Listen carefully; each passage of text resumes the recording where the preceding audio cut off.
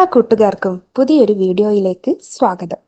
എൻ്റെ കുക്കിങ്ങും ദിനചര്യകൾക്കുമൊപ്പം നിങ്ങൾക്ക് ഉപകാരപ്പെടുന്ന ചില അറിവുകൾ പങ്കുവെക്കാനാണ് ഈ വീഡിയോ. പറയുന്ന കാര്യങ്ങൾ മാത്രം ശ്രദ്ധിക്കുക. വിഷ്വൽസ് ശ്രദ്ധിക്കേണ്ടതില്ല. എഡ്യൂക്കേഷണൽ പർപ്പസ് മാത്രം ഉദ്ദേശിച്ചുള്ള ഈ വീഡിയോ കല്യാണം കഴിച്ചവർ മാത്രം കാണാൻ ശ്രമിക്കുക.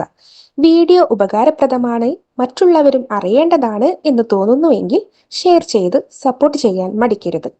അപ്പോൾ നമുക്ക് വീഡിയോയിലേക്ക് കടക്കാം.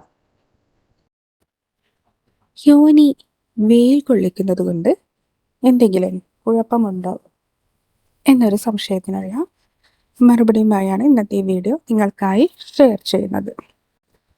കടപ്പുറങ്ങളിലും മറ്റും, പ്രത്യേകിച്ച് ഗോവ പോലെയുള്ള സ്ഥലങ്ങളിൽ സ്ത്രീകൾ ഇന്നേഴ്സ് മാത്രം ധരിച്ച് വെയിൽ കൊള്ളുന്നത് കാണാറുണ്ട്. ഇങ്ങനെ യോനിയും സ്ഥലങ്ങളുമൊക്കെ വെയിൽ കൊള്ളിക്കുന്നത് കൊണ്ട് എന്തെങ്കിലും ഉപയോഗം അല്ലെങ്കിൽ മറ്റെന്തെങ്കിലും നേട്ടങ്ങളുണ്ടോ എന്നതാണ് ചോദ്യം. നമ്മുടെ ഇന്ത്യക്കാരുടെ ശരീര പ്രകൃതം അനുസരിച്ച് ബ്രൗൺ കളറായിരിക്കും സ്കിന്നിൻ്റെ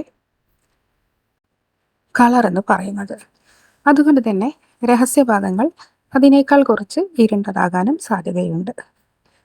ശരീരത്തിൻ്റെ തനതായ നിറത്തിലും ചെറിയ തരത്തിലുള്ള ഒരു മാറ്റം അഥവാ ഡാർക്ക്നെസ് രഹസ്യഭാഗങ്ങളിൽ ഉണ്ടാകുന്നത് സാധാരണമാണ്, പ്രത്യേകിച്ചും ഇന്ത്യക്കാരിൽ.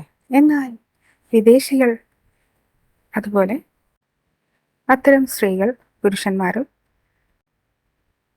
ഇന്ത്യക്കാരെ അപേക്ഷിച്ച് കൂടുതൽ നിറമുള്ളവരാണ്.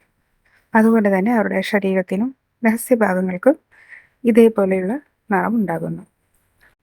അവ ഒന്ന് ബാലൻസ് ചെയ്യാനായി ഇത്തരത്തിൽ ചെറിയ രീതിയിൽ വെയിൽ കൊള്ളുന്നത് കൊണ്ട് ശരീരത്തിന് കുഴപ്പമില്ല എങ്കിലും നമ്മുടെ പ്രകൃതം അഥവാ ശരീരത്തിൻ്റെയും അതുപോലെ തന്നെ ക്ലൈമറ്റിൻ്റെയും പ്രകൃതം അനുസരിച്ച് വെയിൽ കൊള്ളേണ്ട ആവശ്യമില്ല.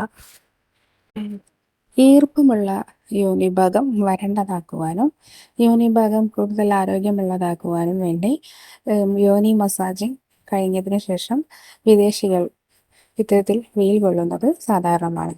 എന്നാൽ പ്രത്യേകിച്ച് ഇന്ത്യക്കാർ ഇത് അതുപോലെ ഫോളോ ചെയ്യണമെന്നില്ല.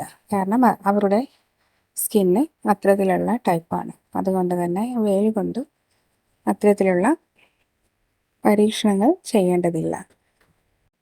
വെയിൽ കൊള്ളുന്നത് ശരീരത്തിന് ധാരാളം ഗുണങ്ങൾ ലഭിക്കുന്നുണ്ട് എങ്കിലും വൈറ്റമിൻ ഡിയുടെ അഭാവമുള്ളവർക്ക് വെയിൽ കൊള്ളുന്നത് കൊണ്ട് വൈറ്റമിൻ ഡി ശരീരത്തിൽ ധാരാളം ലഭിക്കുന്നുണ്ട്.